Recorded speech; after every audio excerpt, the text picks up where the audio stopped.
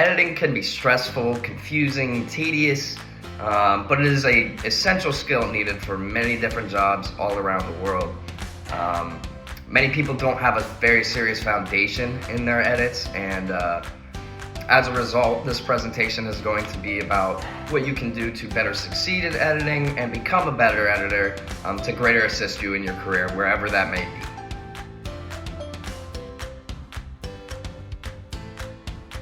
There are all sorts of guidelines to editing, and it requires a sort of rule book in order to keep these edits uniform, beneficial, and clear.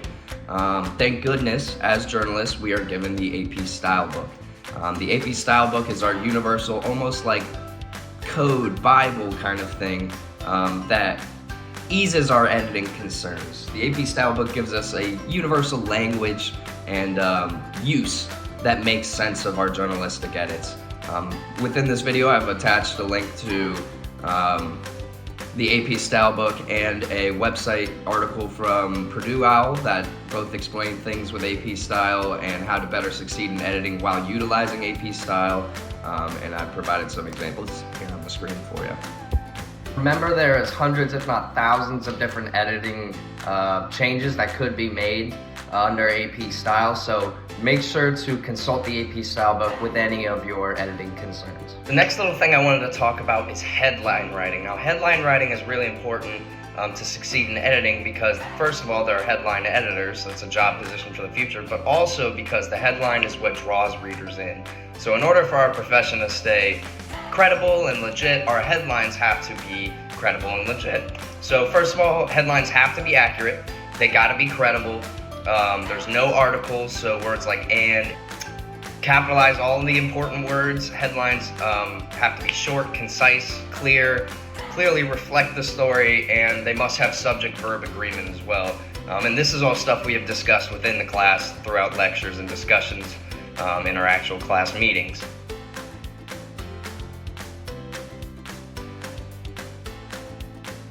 So, by properly being able to edit and write headlines, you are setting yourself up better to succeed in the future of editing.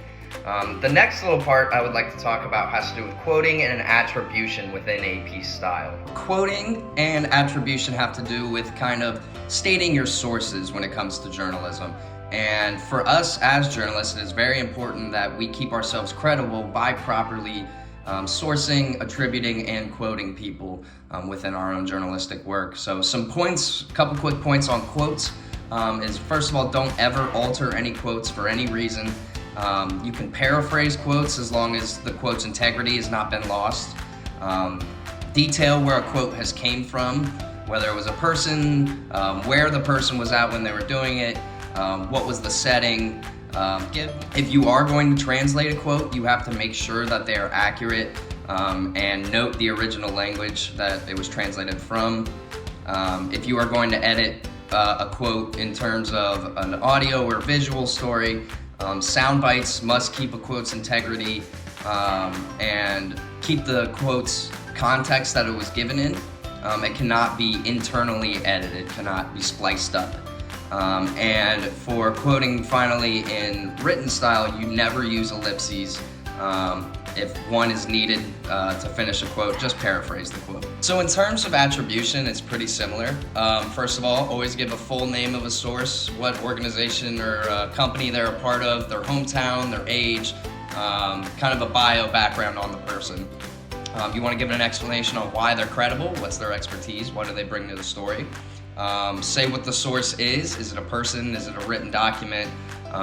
What kind of source is it? You need to attribute everything and anything that could be disputed. So anything that anyone could say might be false, you need to attribute. And attribution can be in text or in an editor's note following the story.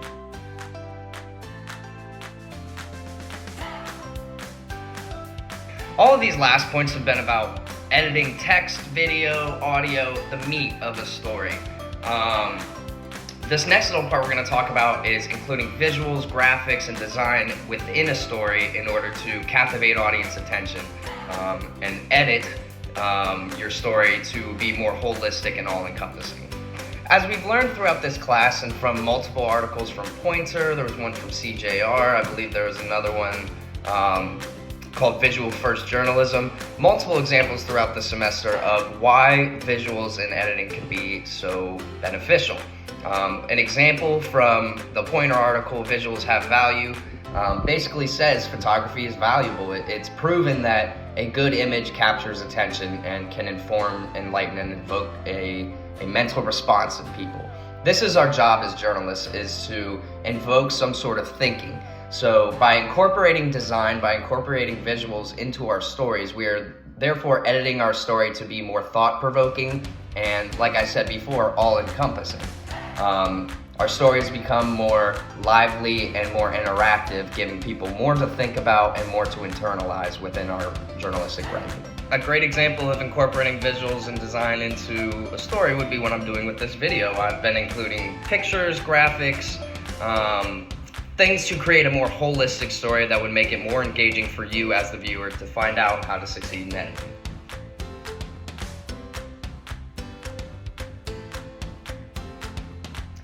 The last thing I wanted to talk about on how to be more successful in editing is to better edit with diversity and ethics in mind.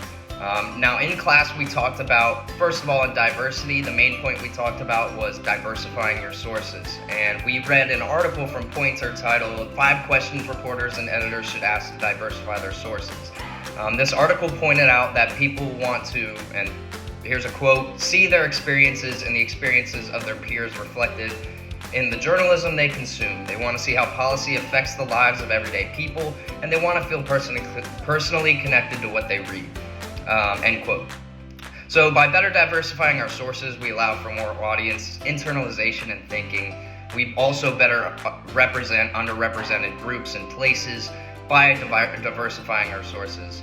In terms of ethics, we need to think about, is this a picture that we should publish? Does this minimize harm by me publishing this story? We also need to consider things like, is it legal? Is it credible? Did I get it from a credible source and in a legal way?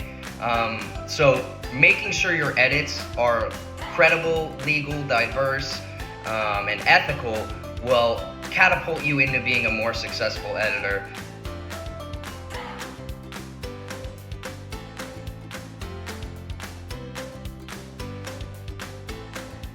All in all, by utilizing these tips in your editing career, it should help you become a more successful editor.